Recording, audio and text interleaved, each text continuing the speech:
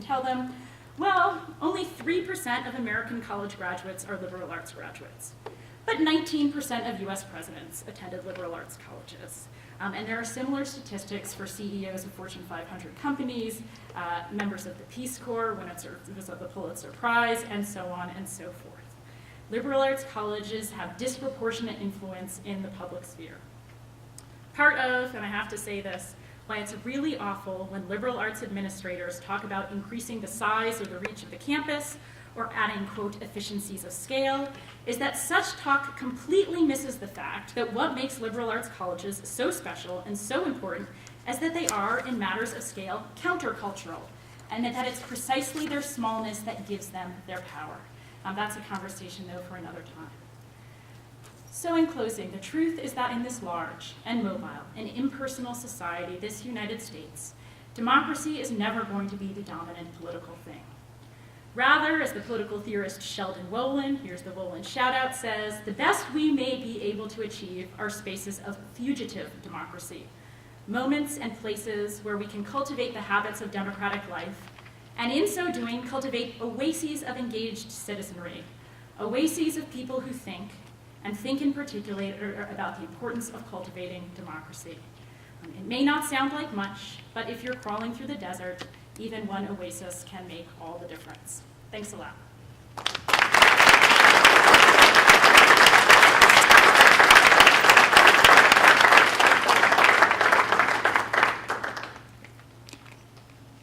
Susan has agreed, well, she hasn't agreed, but I'm going to assume she agrees to take questions.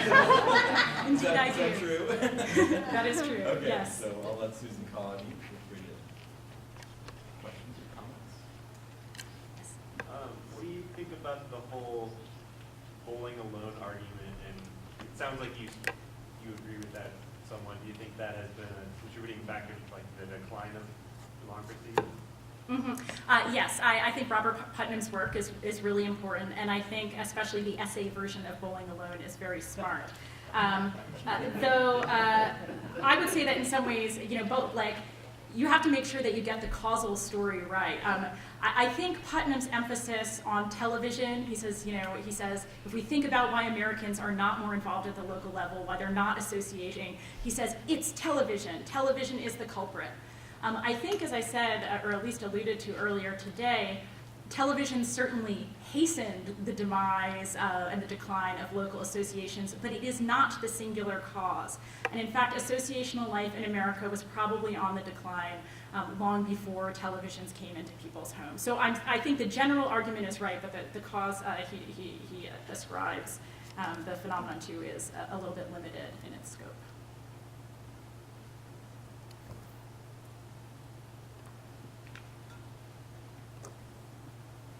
So 70% of the world's population is going to be living in cities by the year 2050. What does that tell us about the future of democracy? It tells us some variation of what I just told you. The prospects for democracy are not getting better at any point in time. I tend to, on the whole, agree with those political theorists who think that small towns and rural communities are more natural homes for democratic sentiment. Cities, just because of their size, their scale, their verticality, the way that people live in cities, detached from land, tends to make people in some ways more blinkered thinkers. I follow, for instance, I would agree with Wendell Berry that in a rural condition, it's possible for, again, wealthier people and poor people to feel some kind of connection to each other just because they have that commonality of the land. And they understand the land as something fundamental and shared. But that there's a different kind of situation that happens in cities where everyone's experience just of eating food is somehow disconnected from some kind of evidently common source. And that fact by itself erodes the kind of fellow feeling, erodes that kind of primal sense of connection that really undergirds democracy. So is there any option for democracy beyond it being nostalgic feeling by 2050? So Vonnegut in Slapstick, Wants of No More, creates little tribes, right? You're Daffodil number 11 in order to try to cultivate some sort of local attachment that crosses boundaries. Is there any creative way of addressing the problem of size other than a longing for smallness? Well, I really do believe, I agree with Vonnegut that people don't like to be lonely and people want to feel connected. And so I do think that to the extent that Americans or people in general feel lonely, as I think life in cities often encourages people to feel, there are going to be attempts, some of them more successful than others, to find means of connection. As I said to people earlier today, there are lots of bad things that I have to say about Facebook, but Facebook is an attempt. I think it's an imperfect and in many ways faulty attempt, but it's an attempt to connect people in a society where people are disconnected. I'm not, as you probably know, the biggest fan of technology out there, but I'm willing to hold out the possibility that there are things that technology might be able to do to at least mitigate some of the effects of atomization and urbanization on our political life. And I think there are probably other kinds of creative responses too. I would agree that things like the slow food movement, at least within limits, is an attempt even in urban centers to try to reconnect people on those kinds of terms. Again, an imperfect attempt, but those attempts are always going to be there. And some of them inevitably are bound to be, to some degree, successful. Yes? Down through the history of the world, we've always had very significant movements that have brought people together. Civil rights movement being one of the largest that have brought people with different groups together. Do you feel that the Occupy movement is not only a national movement, but it's also a worldwide movement that might bring people together in a very, very significant way that we have never been brought together before? And I'm talking about economics. That's an interesting possibility, but I'm almost inclined to say that the hope for the Occupy movement goes in the other direction. That Occupy, one of the things that's interesting to me about Occupy is that although there's this kind of national framework, there are separate local instantiations of the Occupy movement that identify in particular local issues. One of the things that a number of different Occupy organizers have discovered, much to their surprise, they put these tents in the city square, and guess who shows up? Homeless people show up because nicer to live with Occupy people than to sleep under a bridge. And so a lot of local Occupy movements, I know this is true of Occupy Claremont in California, have identified certain kinds of local problems. And there, I think, is where, to some degree, I see the most promise in the Occupy movement, not in its global reach, but in the fact that, to a large degree, it's reverted to being a local movement in different places. That tends to daily experience. Now, I do think there are some problems with the Occupy movement, but I think that is in some ways its greatest source of promise and strength. Are you aware of the fact that in Philadelphia that they have a work Occupy group that is working on a group of grievances from a nationwide concept, and that they are selecting representatives from every state in the country, including the territories, that they are going to, this is put together by a large group of lawyers and teachers from various universities who have taken sabbatical leaves to put this together. And they are going to present this to the President of the United States, to the Congress, to the Supreme Court on July 4th. Yeah, but I mean, I guess, again, I think that doesn't make Occupy in some ways. That makes it in some ways very similar to other kinds of protest movements that we've had in the past. Right? We go to Washington, D.C., we make our appeal to the national and federal level. We imply that that's the most important level of governance. We direct our attention there. And to be able to participate, we have to be able to have sabbaticals, to give up our jobs, to go to Philadelphia. One of the things that I think, and this is where I think there's potentially a kind of problem in the Occupy movement, or at least has been up to this point, is it requires a phenomenal commitment of time and energy to be able to participate. And I recently spoke to a community organizer, Mike Miller, one of the great community organizers probably in the country's history.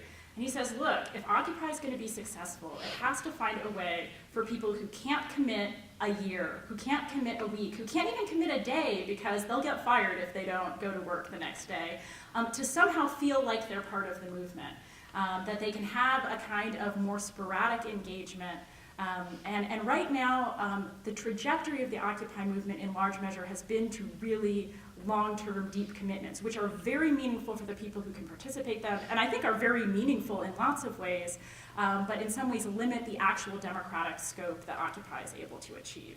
I do think there are people within Occupy who are working toward that end, but so far it hasn't been the dominant thrust of Occupy. As you say, the dominant thrust of Occupy has been toward longer engagement, bigger engagement, more aggressive engagement. And while there are good things about that, I think in some ways it's not the best direction they could take.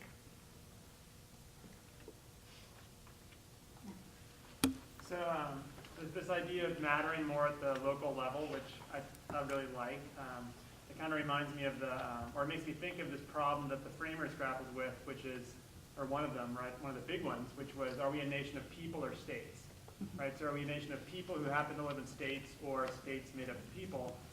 And it just makes me, I guess, is there any concern that if we focus too much kind of at the local level, sort of what becomes of the bigger democratic project, sort of the union, right? So this sort of age-old problem of, do we, is there any danger? Because I think what you seem to be arguing is that at some point we start local, which makes sense, and then it translates back up once we're sort of recognized at the local level. But is there any danger that wouldn't actually work? It might undermine the democratic process. I mean, I think theoretically, yes. Right? I mean, theoretically, from the time of the founding, we get the argument we can have, a sort of centrifugal model, which gives us a strong national government, or we can have a centripetal model where there's more power among the states. And the founders decided we're going to go with the argument that vests the most power in the center.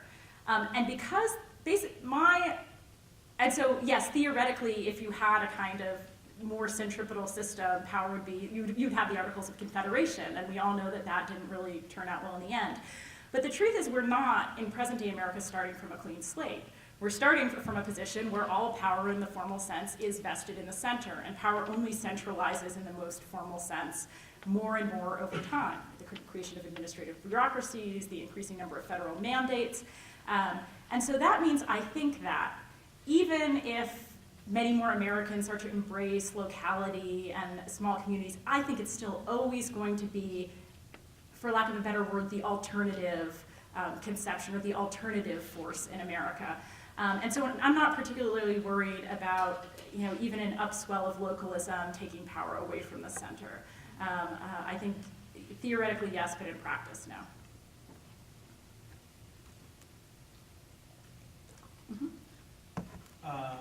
Thank you. I love your talk. And I'm proud to report that I took away that size matters. I have given the talk, size matters, but gentlemen, not in the way you think it does. But my question is whether you see a tension going back to this kind of lack of community that we talked about as a theme, with the individual's ethos, capitalism, and a lot of the language that we hear from the Tea Party movement, which invokes libertarian principles and so forth. Is this a potential, is this competing against our need for greater community at the local level? Some degree, to the extent that, as you know, the language of the Tea Party is really libertarian, individualistic. Yet I have this wonderful student, Matt Wilson, who's graduating from Pomona College, betraying me by leaving. You don't understand, students, how awful it is when students leave you as a professor. But he did his thesis on the Tea Party, and one of the great things that he picked up on is that though the public slogans of the Tea Party are all this rights talk, individualist talk, that's really the dominant political language of contemporary America, when you actually interview people in the Tea Party about what they like about the Tea Party, they say, well, I really like being part of a community. I really like being attached to other people. I really like feeling like we're out there together changing the terms of our lives. And you're like, oh, I thought that was called government, right? So I think in some ways the language of the Tea Partiers doesn't fit neatly with what it is that they actually value about being in the Tea Party. That doesn't mean that there's not a problem there. I think more broadly speaking, Americans lack a language of community. We lack that language of service and sacrifice and connection. Our natural language is what Marianne Glendon called, almost 20 years ago, rights talk. When you ask Americans to talk about what it is that they value politically, we immediately try to put it in the language of rights, and the language of the individual.